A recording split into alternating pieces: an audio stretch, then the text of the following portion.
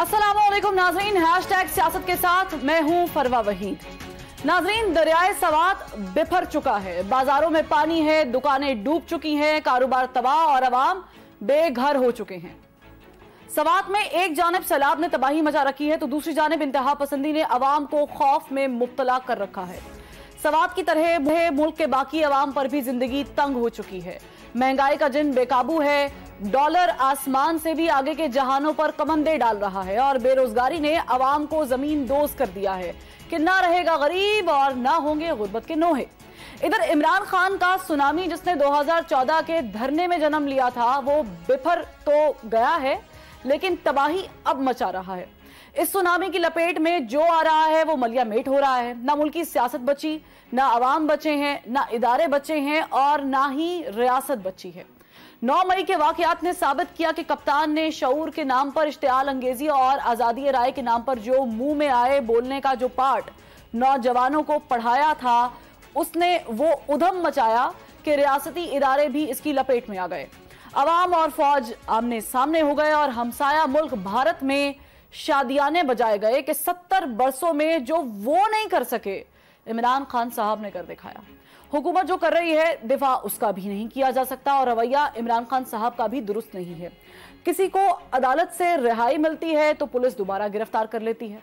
Security agencies और police चादर और चार दीवारी का तकद्दुस ही पामाल नहीं कर रहे, बल्कि बख्तरबंद गाड़ियों की मदद से घरों के दरवाजे तोड़ रहे हैं और खवातीन की बेहुरमती भी की जा रही है।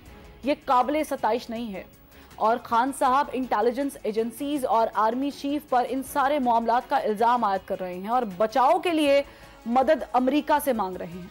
लॉबिंग फर्म्स के जरिए हुकूमत पर दबाव डलवाना चाहते हैं, या सादा लफ्जों में यूं कहें कि पाक आर्मी से बचाव के लिए अमेरिकी एस्टेब्लिशमेंट को मैदान में लाना चाहते हैं। यकीनन इमरान खान की ये कोशिशें भी काबिले दाद नहीं है। इमरान खान के लिए नाउ और नेवर वाली बात है और पीडीएम के लिए बाय हुक और बाय क्रुक वाला मामला है, जबकि एस्टैब्लिशमेंट इस बात पर नाला है कि जब वो एपॉलिटिकल होने का फैसला कर चुके थे, उन्हें बार बार सियासत में क्यों घसीटा गया और लिहाजा अब मजा चखो वाला मामला है। मगर इसमें अफसोसनाक अमर यह हुआ है कि मजा अवाम चख रहे हैं। किसी को अदालतें रिलीफ दे रही हैं तो किसी का साथ एस्टैब्लिशमेंट दे रही है, मगर अवाम वो सड़कों पर धक्के खा रहे हैं, जेलों में बंद पड़े हैं, घरों में दुबके पड़े हैं, खाने के लाले पड़े हैं, रोजगार के हवाले से परेशान है और मुस्तकबिल पर एक बड़ा सवालिया निशान लग चुका है। खान साहब इलेक्शन के लिए किसी भी हद तक जाने को तैयार हैं, जबकि हुकूमत लेवल प्लेइंग फील्ड के बगैर इलेक्शन में जाने के लिए तैयार नहीं है, चाहे इसके लिए खान साहब या फिर पाकिस्तान तरीके इंसाफ को मुल्की सियासत से माइनस ही क्यों ना करना पड़े। मगर इस माइनस के चक्कर में कहीं अवाम माइनस हो रहे हैं, मुल्की मुफादात नजरअंदाज हो रहे हैं, रियासती इदारों का वकार दाव पर लग चुका है और मुल्क की मईशत का कख नहीं बचा जिस पर कल हम मजबूत कौम बनाने की बुनियाद रख सकें। ऐसी कोई बुनियाद ही नहीं रख पा रहे। हमारी सियासी अशराफिया होश के नाखून क्यों नहीं ले रही है और इंतकाम की आग बुझाकर कौम, मुल्क और सल्तनत के मुफाद के सामने रखते हुए क्यों नहीं सोच रही है। मौजूदा सियासी बहरान आखिर कब टलेगा और जो पाकिस्तान तहरीक इंसाफ के एक के बाद एक नाम पाकिस्तान तहरीक इंसाफ से सिर्फ राहें जुदा नहीं कर रहे बल्कि सियासत छोड़ने की भी बात कर रहे हैं, क्या ये किसी प्रेशर के तहत हो रहा है? ये किसी बात का इंदिया है? इसका हल कोई निकलेगा या फिर नहीं? इस पे मैं अपना पैनल आपको इंट्रोड्यूस करवा देती हूँ। मैं पाकिस्तान तहरीक इंसाफ के सीनियर रहनुमा फरूख हबीब साहब ने ज्वाइन किया। इनके साथ साथ मुस्लिम लीग नून से कोऑर्डिनेटर वजीर आजम पाकिस्तान बिलाल अजहर कैनी साहब भी हमारे साथ मौजूद हैं और senior analyst and anchor person Adil Shahzeb भी हमें ज्वाइन कर चुके हैं। तीनों का बहुत शुक्रिया। फरूख साहब, मैं आपसे आगाज करूंगी। जाहिर है कि आपको मगरबी पंजाब के पार्टी का सदर भी बना दिया गया है और आप पे अब बड़ी जिम्मेदारियां आयद हो गई हैं, लेकिन मैं इसके साथ एक लिंक कर देती हूँ। आज श्री मजारी साहिबा जो है वो पार्टी छोड़ के चली गई हैं। उन्होंने सियासत छोड़ने का भी ऐलान किया। फयाजुल हसन चौहान साहब भी हमारे सामने हैं। आप पे भी कोई प्रेशर है? आप इस जिम्मेदारी से कोई कभी आज कल सुबकदोश हो रहे हैं? देखिए, कोई प्रेशर की बात नहीं है।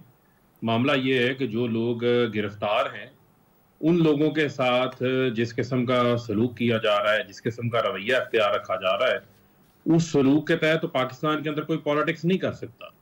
और मौजूदा हालात में वो सलूक जो है वो पिछले खास तौर के ऊपर अगर मैं देखूं कि मुशर्रफ एरा के अंदर भी वो सलूक नहीं हुआ जो हो रहा है। शरी मजारी जो है उनकी उम्र 70 साल से ज्यादा है, उनको डिफरेंट वहां पर बीमारियां हैं, लेकिन उनकी जो मेडिसिन भी हैं वो भी उनको अलाउ नहीं की गई। और आपने देखा कि अदलिया ने, इस्लामाबाद हाई कोर्ट ने वाज़े ऑर्डर दिए कि शरीफ मज़ारी को आपने गिरफ्तार नहीं करना, उनको अरेस्ट नहीं करना, लेकिन उसके बावजूद शरीफ मज़ारी को आपने देखा कि एक नहीं, दो नहीं, तीन नहीं, चार नहीं, 5 बार गिरफ्तार किया। आज उनको पहले गुजरात लेके जाया गया, गुजरात में उनको उस मुकदमे में डाला गया जहां पर एक रोड ब्लॉक की FIR है और शरीफ मज़ारी को नामालूम लोगों के अंदर नॉमिनेट करके शामिल कर दिया। जब डिस्चार्ज किया वहां पर मजिस्ट्रेट ने, तो पुलिस ने फिर पकड़ लिया। पर जब उनको ये कहा गया कि आपको पूरे पाकिस्तान की सैर करानी है और एक खातून जो कि 70 साल जिनकी ऊपर उम्र हो और उनके ऊपर आपने जेल में जुल्म भी किया हो, तो कितनी देर लोग जो है वो सस्टेन कर सकते हैं? तो अगर आप कहें कि लोग अपनी फ्री विल के ऊपर छोड़ के जा रहे हैं, ये बात कतन दुरुस्त नहीं है। और इस किस्म का एक प्रेशर PTI वालों के ऊपर डाला जा रहा है और उसके तहत जो है वो पार्टी से फरवा ये एक प्लान मंसूबा साजी के तहत हो रहा है। और इसमें जो ये पहली अटेम्प्ट नहीं है, पहली अटेम्प्ट वोट ऑफ कॉन्फिडेंस के वक्त की गई जब 22 लोटे तैयार किए गए, छांगा मांगा की मंडियां लगाई गई। उसके बाद जब हमजा शहबाज को पंजाब की हुकूमत दी गई, फिर जब वजीर आला असेंबली तोड़ने जा रहे थे उस वक्त एक अटेम्प्ट की गई। उसके बाद फिर अटेम्प्ट्स करते रहे, लोगों को कहते रहे, बुला बुला के इमरान खान के ऊपर रेड क्रॉस लगा दिया गया है। अब 9 मई का जो वाकया है उसके तनाजुर में नजर आ रहा है कि अब एक ये पैटर्न है। अच्छा फारूक साहब, आप पे तो कोई प्रेशर नहीं है, आपको तो नहीं कोई, आप तो नहीं पार्टी छोड़ के जाने वाले? देखें, बात ये है कि हम इमरान खान के साथ खड़े और आखिरी दम तक इमरान खान के साथ खड़े हैं। हम एक नजरिए के लिए काम सर खड़े हैं, लेकिन खड़े होने के साथ पार्टी छोड़ना, ये दो चीजें हमें नहीं, इमरान खान के साथ खड़े हैं, अपनी पार्टी में खड़े हैं, हमारी मतलब कल जलील शरफपुरी साहब हमारे साथ मौजूद थे, उनसे मैंने 12 पूछा, उन्होंने कहा कि इख्तलाफात हैं लेकिन छोड़ के नहीं जाऊंगा, आज ऐलान कर दिया। आप पे भी कल को ये प्रेशर आ सकता है? परवाह सुन लें, इशू ये है कि बहुत सारे लोगों के मामलात और हैं। कुछ लोग ऐसे हैं जो कि आते जाते रहते हैं, कुछ लोगों का बहुत सारे ऐसे हैं कि जिन्होंने कहा हम सियासत छोड़ रहे हैं। इसका मतलब ये है कि उनको यहां तक मजबूर कर दिया गया है कि उनके पास कोई वो पीपल्स पार्टी या कोई नून लीग में नहीं जा रहा, कोई चॉइस नहीं है उनके पास। लेकिन मैं फिर आपको ये बताना चाहता हूँ, ठीक है, किसी के आने जाने से पार्टी नहीं खत्म होगी। पार्टी जो है वो अवाम में है और इमरान खान का नजरिया जो है वो पब्लिक के अंदर है। जब आपकी रूट्स पब्लिक के अंदर होती हैं तो पार्टियों को खत्म नहीं किया जा सकता। ये पाकिस्तान के अंदर पहली बार नहीं हो रहा। ठीक है, लेकिन फारूक साहब, पार्टी को खत्म नहीं किया जा सकता, लेकिन मैं बिलाल कियानी पे सवाल पूछूंगी कि खत्म तो नहीं कर रहे आप, लेकिन तोड़ने का मंसूबा। मैं एक जुमला बोलना चाहूंगी, खुश तो बहुत होंगे आज बिलाल कियानी साहब, क्योंकि मुझे लग रहा है कि you are very close to that level playing field जो हो रही है। एम आई राइट? जी बिस्मिल्लाहिर्रहमानिर्रहीम। फरवा साहिबा बहुत शुक्रिया जी अपने शो में दावत देने का। देखिए, खुशी किसी बात की नहीं है, उसकी वजह यह है कि 9 मई को जो वाक़यात हुए, जो हमने 2017 में नवाज शरीफ साहब को हटाने के मंसूबे के बाद एक तबाही इस मुल्क में 2018 से लेकर 2022 तक देखी खान साहब के नीचे, उसके बाद भी जो खान साहब के मंसूबे के तहत कि मैं हर चीज़ को आगूंगा अपनी कुर्सी से चिमटने के लिए, जिसमें ना मुल्क का डिप्लोमेटिक रिलेशंस देखे, ना मईशत देखी, ना सिक्योरिटी देखी, ना मुल्क में अमन व अमान देखा, इश्तिहाल अंगेज़ी, आग लगाने का काम किया, इससे किसी भी पाकिस्तानी को खुशी नहीं होती।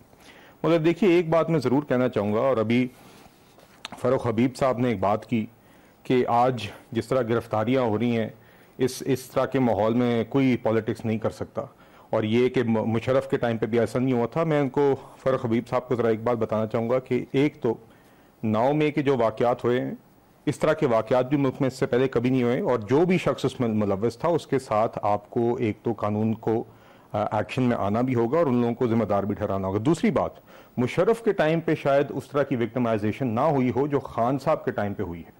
हमने 4 साल, क्या आपका क्या ख्याल है कि जो हमारी क़यादत है, जिस तरीके से नवाज शरीफ साहब के बारे में, क्या इमरान खान ने जाके अमेरिका में नहीं तकरीर की थी कि तुम देखना मैं जाके नवाज शरीफ का AC निकाल दूंगा?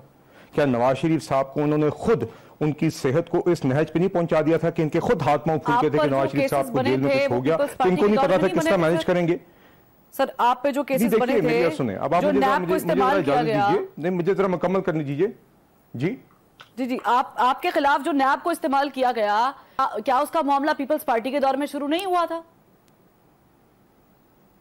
जी देखिए, मैं तो अभी आपसे विक्टिमाइजेशन पहले भी होती रही है मुस्लिम लीग नून के खिलाफ, बिल्कुल हुई है जी, पहले भी हुई है। और देखिए मैं यही कह रहा हूं कि क्या जिस तरह मरियम नवाज साहिबा को उन्होंने जो जेल में रवैया रहा, जिस तरह रात को उनके कमरे में छापे मारे गए, जिस तरह बाप के सामने उनको गिरफ्तार किया गया, जिस तरह हमने देखा कि खास तौर पे नवाज शरीफ साहब जब जेल में थे, जब वो खुद बेटी का हाथ थाम के बीवी को बिस्तरे मर्ग पे पाकिस्तान जेल जाने के लिए जाली सजा में, पता था जाली सजा थी उसमें, जब जेल जाने के लिए पाकिस्तान आए थे तो उन्होंने कहा था कि मुझे एक दफा अपनी वाइफ से बात करवा दें, क्योंकि उनको पता था कि अभी वो क्रिटिकल कंडीशन में, उनको वो फोन कॉल तक की इजाजत नहीं दी गई। क्या ये वाकयात क्या किसी और की फैमिली नहीं है?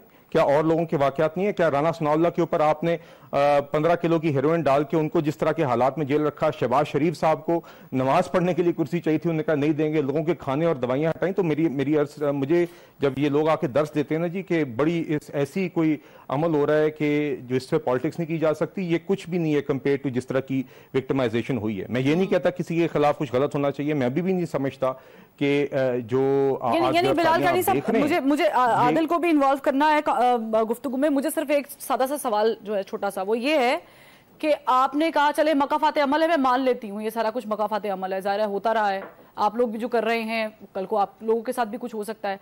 मुझे बताएं, पार्टी जबरदस्ती छुड़वाने के पीछे हुकूमत है या कोई और इदारे?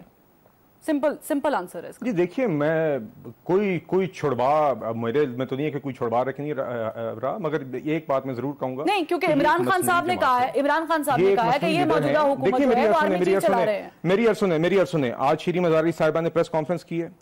फवाद चौधरी साहब की हमने उस दिन कोर्ट के बाद देखी थी। ये वो लोग थे जो कुलसूम नवाज साहिबा की तबीयत के ऊपर तमस्खर उड़ाते थे, मरियम नवाज शरीफ की सेहत पे, इनकी जेलों पे, इनकी कैदों में तमस्खर उड़ाते थे। ये कहते थे तुम देखना टेयर गैस हम टेस्ट करेंगे, शेख रशीद कहते थे। कैसी कैसी ये बातें करते थे। आज ये हफ्ते दिन जेल में गुजारने के बाद इनकी टोन सी बदली नहीं है। तो देखिए, ये इसमें जरूर एक सबक है। Are you behind this all? आपकी गवर्नमेंट है या ये कहीं और से?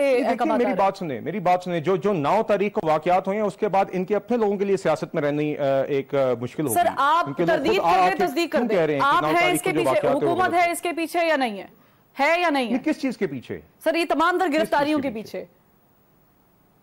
नहीं, गिरफ्तारियां देखें, गिरफ्तारियां 9 तारीख को जो वाकयात हुए हैं उसके बाद कानून अमल में आ रहा है, पंजाब पुलिस कर रही है। और गिरफ्तारियों के बाद पार्टी छुड़वाने के पीछे जिन लोगों ने मिलिट्री इंस्टॉलेशंस पे अटैक किया है उनको रेलेवेंट जो लीगल। सर मेरी बात सुने, अली मोहम्मद खान साहब का क्या कसूर है? Sorry, I am really sorry ज्ञानी साहब, आई डिसेंट हियर।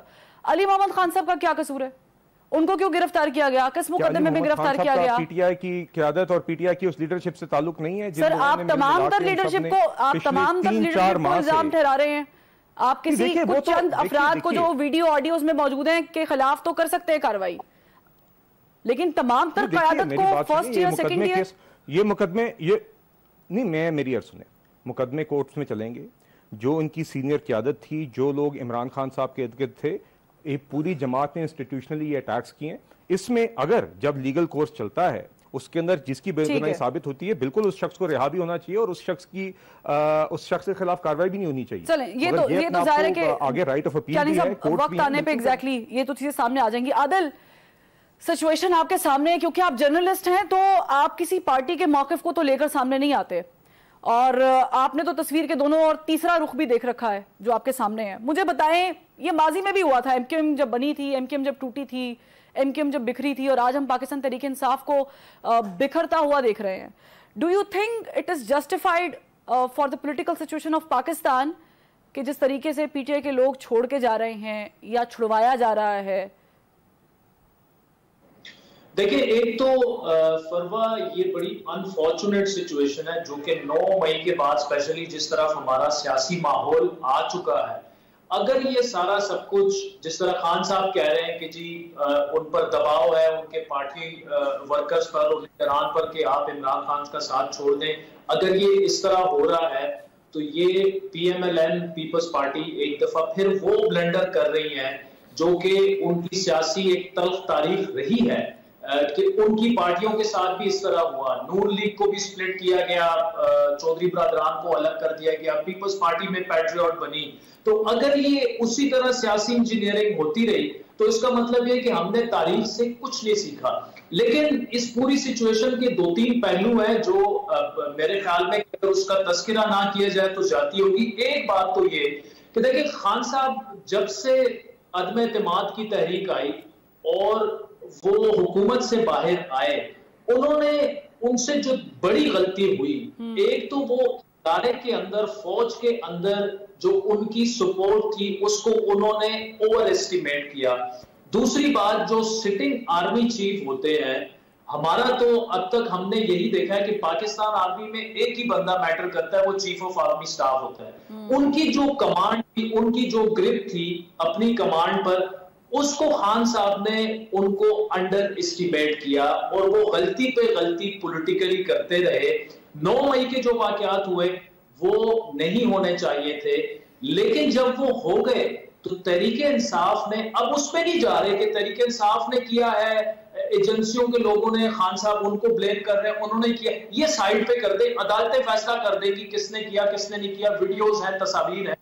लेकिन उसके बाद हुआ ये कि रियासत के पास ऑप्शन नहीं था। तहरीक इंसाफ ने ये पॉलिटिकल ब्लंडर करके खुद को फौज के सामने खड़ा कर दिया और ऐसी सिचुएशन में खड़ा कर दिया कि फौज के पास भी रद्द अमल देने के अलावा, रियासत के पास भी रद्द अमल देने के अलावा और कोई ऑप्शन रहा नहीं। अब जहां तक जेलों की बात है, देखिए इस वक्त पिछले 3.5 साल आप उठा के देखें फरवा, हमें मुस्लिम लीग नून का कोई लीडर टॉक शो में बुलाने के लिए मिलता नहीं था। आप एहसन इकबाल से शुरू हो जाए, शाहिद खाकान, यानी लंबी लिस्ट है।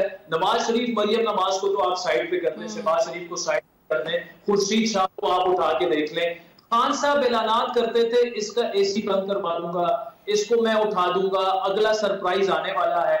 पहली बात तो यह है कि एक तो तहरीक इंसाफ को अपने उस कॉन्डक्ट पर आज खुलकर माफी मांगनी चाहिए कि हमें ये पॉलिटिकल विक्टिमाइजेशन नहीं करनी चाहिए थी। और आज जो हो रहा है तहरीक इंसाफ के साथ, ये बिल्कुल उसकी जस्टिफिकेशन नून लीग के पास उसको नहीं देता कि हमारे साथ आपने ज्यादती की थी तो आज हम इसकी कोई जस्टिफिकेशन।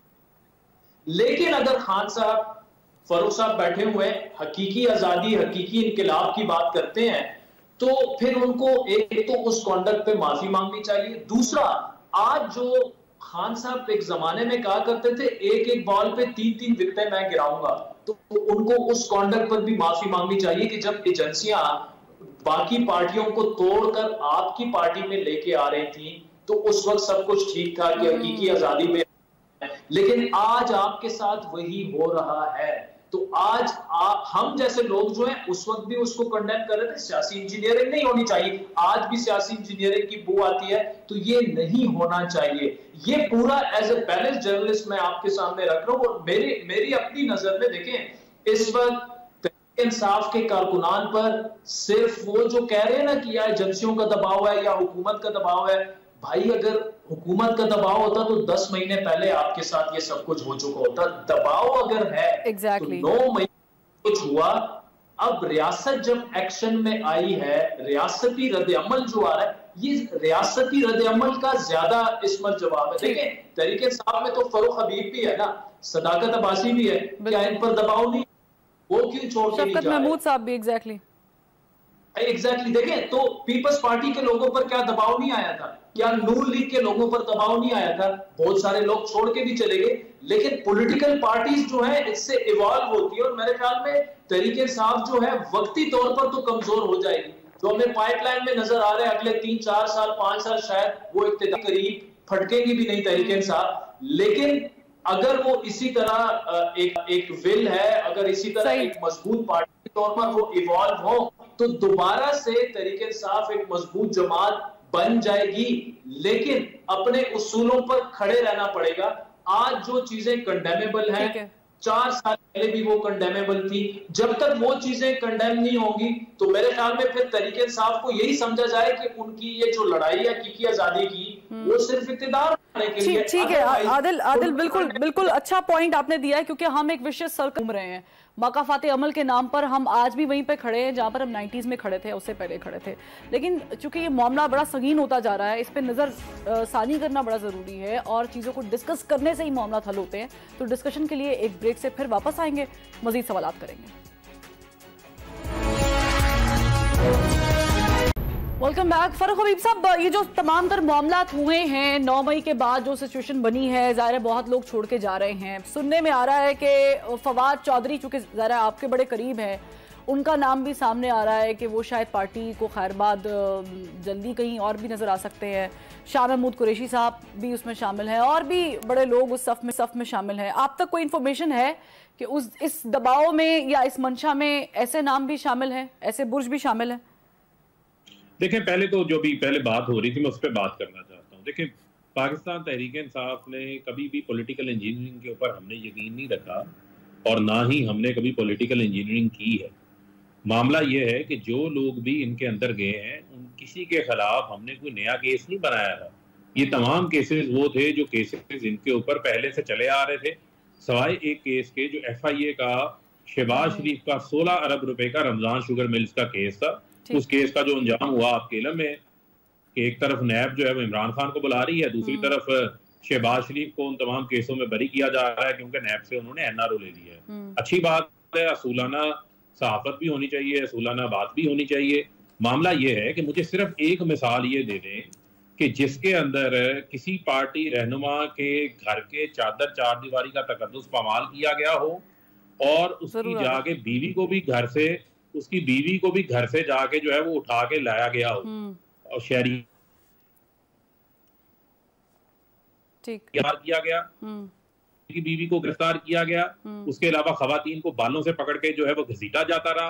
आज 10-10, 15-15 रोज हो गए खवातीन को हस्बे भेजा में रखा हुआ है, उनको अदालतों में पेश नहीं किया गया। फारूक साहब, आदिल आपकी इस बात पे कमेंट करना चाह रहे हैं? जी एक मिनट, मुझे प्लीज कंप्लीट। एक मिनट फरवा जो नहीं, आदिल साहब एक मिनट रुक जाएं प्लीज, रुक जाएं सर। आप मेरे साथ रैपिड फायर ना करें, मुझे बात करना है। अच्छा ठीक है Adil, I'll come right after this। आपके तरफ में आती हूँ, आपका पॉइंट है, I got it। लेकिन आप जी फारूक साहब, असल में आदिल हमारा भाई है क्योंकि वो खुद अपना शो करता है। वो जब अपने शो में होते हैं, जब आप अपने शो में होते हैं उस वक्त आप मेहमान को टोक लेते हैं। अब आप बतौर मेहमान मुझे बात ठीक है आदिल, मैं एग्जांपल की तरफ भी आती हूँ। फारूक साहब प्लीज कंटिन्यू। आप देखें, मामला ये है कि जब आप ये देखें कि आपने एक तसलसल चलता हुआ आ रहा है। मुझे आप ये बताएं, मेरे ऊपर FIR आपने काट ली, बिलाल भी बैठा है, आदिल भी बैठे हैं। मैं आज एक अदालत में जाता हूँ, मैं लीगल प्रोसेस अडॉप्ट करता हूँ, मेरी जो इंटरम बेल्स है वो तमाम अदालतों से मुझे मिल जाती है। लेकिन उसके बावजूद ये दोनों मुझे गारंटी नहीं दे सकते क्योंकि इनके पास इख्तियार नहीं है। मुझे किसी भी मुकदमे में उठाया जाएगा जिसमें मैं मतलूब भी नहीं हूँ, उसमें मुझे पकड़ के फिक्स कर दिया जाएगा। क्या कोई कानून नामी चीज रह गई है? आप सिर्फ ये बता दें कि हमारे दौर के अंदर किस प्रोटेस्ट के ऊपर गोलियां चलाई गई, किसके ऊपर लाठियां चलाई गई, जो 25 मई को हुआ। सर आपने साद रिजवी का आपकी नजर से गुजरा नहीं है फारूक साहब? जो ब्रूटैलिटी सुन लें, जो ब्रूटैलिटी के रिकॉर्ड इन्होंने कायम किए हैं, जो फैशिज्म इन्होंने दिखाया है, जितना नीचे ये गिरे हैं, वो किसी जगह पे ऊपर आपको हमारे 3.5 साल दौर में वो आपको चलिए फारूक साहब गॉट योर पॉइंट। लेकिन मैं यहाँ पर आदिल, बिलाल कारिन साहब अगर आपकी इजाजत है तो आदिल वांट्स टू कमेंट, तो मैं उनकी तरफ पहले चली जाती हूँ। साथ में ये भी ऐड कर लूं कि फैसल वाउडा साहब ने ये कल ऑन रिकॉर्ड कहा है कि खान साहब ने उस वक्त के जो DGISI थे मुनीर साहब, जो कि ज़ाहिर है कि आर्मी चीफ है, उनको कहा कि सेनेट के इलेक्शंस में जो है वो आप इंटरवीन करें, लोगों को यहाँ से वहां करें। Adil, you wanted to comment? नहीं, मैं सिर्फ फारूक साहब ने कहा कि कोई ऐसी एग्जांपल तो देखिए, पॉलिटिकल विक्टिमाइजेशन सबसे बड़ी मिसाल जो है वो राना सनाउल्लाह साहब का केस था। 15 किलो हेरोइन डाली, उसमें सजाए मौत उनकी सजा थी। बहनों बेटियों की बात की जाए तो मरियम नवाज का तो रात के किस पहर जो है वो दरवाजा तोड़ा गया, या फरियाल तालपुर जिस तरह से तो ये एग्जांपल्स तो मौजूद हैं। लेकिन ये सारी चीजें जो है आज उस वक्त का सेक्टर कमांडर तब्दील कर दिया गया था। आदिल, ये उस वक्त का सेक्टर कमांडर तब्दील कर दिया गया था। जो आपके साथ हो रहा है वो गलत हो रहा है। वो किसी तरह जो शीरी मजारी के साथ हुआ, मलिका बुखारी से हुआ, शहरियार अफरीदी की बीवी को जिस तरह उठाया गया, मैंने राना सनाउल्लाह साहब से ऑन एयर उनकी बीवी के बारे में पूछा, वो बिल्कुल जस्टिफाइड नहीं है। लेकिन मैं सिर्फ ये कह रहा हूं कि आज जो हो रहा है वो गलत, जो कल आपके दौर में हुआ था उस पर छोटी सी एक माफी तो फिर बनती है। ठीक है बिलाल कानी साहब, जाहिर है कि ये शिकवा है, फिर इसका एक रिएक्शन भी मौजूद होगा आपके पास। मैं आपसे फिर वही सवाल कर रही हूँ सादा, फिर मैं आपसे मजीद भी सवाल करूंगी। मुझे सिर्फ ये क्लियर कर दें, मैं बड़ी कंफ्यूज हूँ, आपकी हुकूमत इसके पीछे है या नहीं है? क्योंकि कल को आप भी उठ के कहें कि जी हम तो थे ही नहीं, हमें तो मजबूर किया गया था ये सब करने के लिए। नहीं, पंजाब की हुकूमत, पंजाब पुलिस बुनियादी तौर पे ज़्यादातर आप देख रही हैं ये गिरफ्तारियां कर रही है। पंजाब की हुकूमत, वहाँ पे एक केयर टेकर गवर्नमेंट है, बाकी एक लीगल प्रोसेस है, उससे वो काम हो रहा है। और देखिए, बात ये पंजाब हुकूमत और वफाकी हुकूमत की भी नहीं है, बात ये है कि 9 तारीख के जो वाक़यात हैं उसके ऊपर जो शवाहिद हैं, जिस तरह इमरान खान साहब के ही अपने जो नेफ्यू हैं हसन न्याजी साहब, वो वर्दी का जो मजाक उड़ा रहे हैं, जिस तरह उसको लहरा रहे हैं, वो सबके सामने है। सर पकड़े, जो मुलव्विस है उनको पकड़े। अगर खान साहब की भी कोई ऑडियो वीडियो है निकाले, पब्लिक करें, पकड़े, उन लोगों को सजा दें जो हकदार है, उन लोगों को नहीं जो साथ देखिए चक्की में पिस रहे हैं।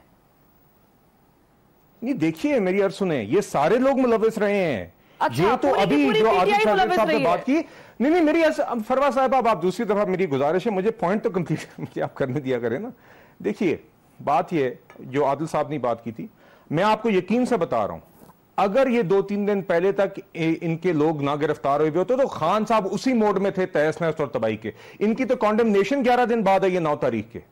उससे पहले इनको ये लग रहा था कि जिस तरह ये हर दफा पीटीवी की बिल्डिंग पे हमला करते हैं, सुप्रीम कोर्ट की दीवारों पे शलवारें टांगते हैं, ओए जज ज़ेबा करते हैं, पुलिस वालों की हड्डियां तोड़ते हैं जब वो ज़मान पार्क आते हैं, 5 दिन वो पुलिस वाले बाहर लॉफुल अरेस्ट वारंट के साथ खड़े रहते हैं, कहते हैं तुम्हें मार देंगे, तुम्हें पेट्रोल बम फेंक देंगे, मैं नहीं बाहर निकलता। उसके बाद जब इनको लगा कि 9 तारीख के बाद इनको एक सुप्रीम कोर्ट के एक मखसूस बेंच से एक फिर से एक इनको रिलीफ मिल रहा है और हाई कोर्ट में जाके जो इनको बेलें चाहिए थी वो सारी बेलें इनको फराम की जाती हैं, फिर से वहां पर बैठे कह रहे थे कि अब मैं अपनी मर्जी से यहाँ पे अपने तरीके से निकलूंगा, वरना मैं फिर से आवाम को कह रहा हूं। इस्लामाबाद हाई कोर्ट में बैठे हुए उन्होंने बात की थी कि आप एहतजाज के लिए तैयार हो जाएं। उस शख्स ने 9 तारीख की कोई कॉन्डेमनेशन नहीं की। जब इनको पहली दफा महसूस हुआ कि कानून अमल में आया है, that he will not be able to get away with it, उन्होंने तब ये बात, तब ही आके इन्होंने ये हाफ हार्टेड सी बिल्कुल जाली किस्म की एक कॉन्डेमनेशन की है। देखिए, दूसरी बात, फरूख हबीब साहब ने अभी बात की कि ये पॉलिटिकल इंजीनियरिंग में कभी भी ये विक्टिमाइजेशन में इमरान खान साहब ने बिलीव नहीं किया। इमरान खान साहब ने 4 साल में किया, और क्या है,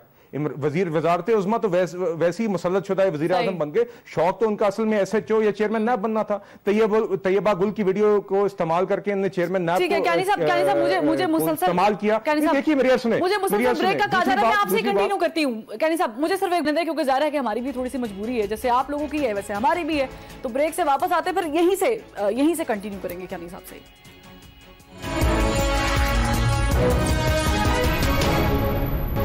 वेलकम बैक। यानी साहब, आप बात भी कंटिन्यू कर ले, मैं सवाल भी कर लेती हूँ। मुझे बताएं कि इमरान खान साहब को आप लोग कब गिरफ्तारी का इरादा रखते हैं, उनकी कब गिरफ्तार कर रहे हैं, लेवल प्लेइंग फील्ड कब हो रही है? जी देखिए, खान साहब की तो गिरफ्तारी, अब इतने केसेस हैं जो कि जायज़ हैं, जिनसे ये बार बार भागते रहे हैं। 9 में तो अपनी जगह है ही, उसके अलावा अलकादर ट्रस्ट है, तोशा खाना है, दीगर और केसेस हैं। तो देखिए, वो तो अब पता नहीं, आज गए हुए थे नैब, आई डोंट नो वहीं पे ही हैं या नहीं, मगर खान साहब भी मर्जी के मालिक रहे हैं ना, जब दिल किया कोर्ट चले गए।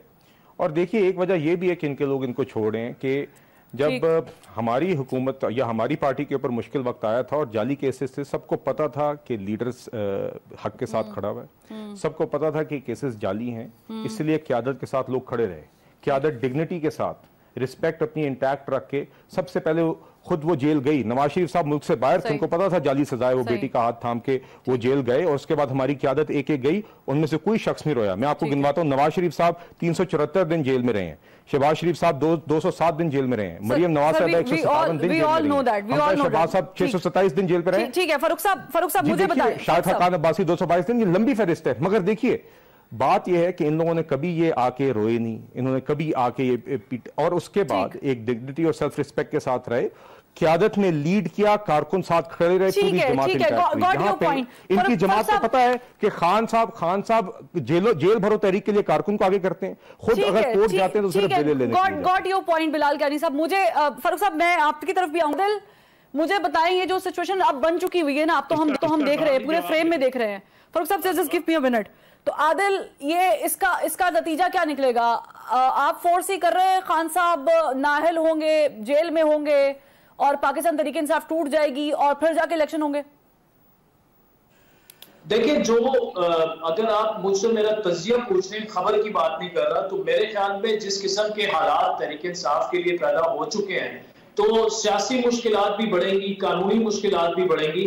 और अगर देखिए, इवन मौजूदा हालात में भी अगर तहरीक इंसाफ इलेक्शन में चली जाए, ऑल्दो अगर जितना भी आवाम का सपोर्ट हो, लेकिन आपके वर्कर लीडर्स जो हैं उन पर मुकदमात हो, उन पर वो उनको इम्प्रिजनमेंट होना शुरू हो जाए, तो जाहिर बात है पार्टी जो है वो उस तरह से परफॉर्म नहीं कर पाएगी जिस तरह से कि एक्सपेक्ट कर रही है खुद पार्टी। तो मुश्किलात तो डेफिनेटली बढ़ेंगी, लेकिन ये मुश्किलात सिर्फ तहरीक इंसाफ की नहीं, मैं मुश्किलात जो है वो मुस्लिम लीग नून के लिए भी देख रहा हूं। और उसकी बड़ी वजह यह है कि 9 जून को बजट पेश हो रहा है और IMF के साथ अभी तक स्टाफ लेवल एग्रीमेंट हुआ नहीं है, और वो मुश्किल।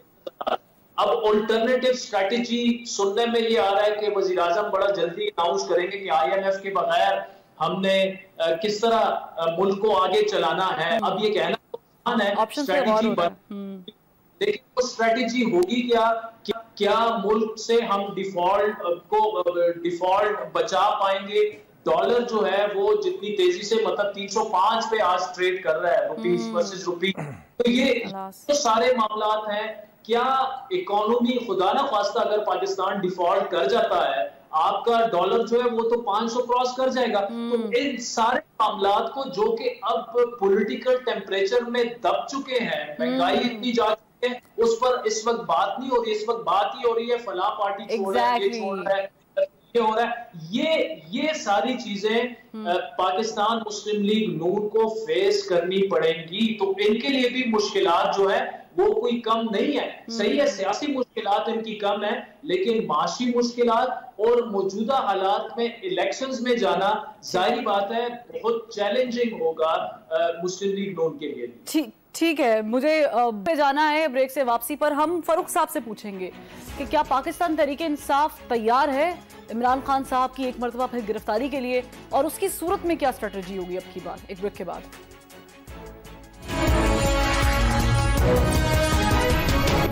फारूक हबीब साहब, इमरान खान साहब ने ये कल कहा है कि अगर वो गिरफ्तार हो जाते हैं तो पुरअमन एहतजाज कर रहा है, बेशक GHQ के सामने ही क्यों ना करना पड़े। तो आप लोग मेंटली तैयार है कि खान साहब अंदर जा रहे हैं और स्ट्रेटेजी रेडी है आप लोगों की?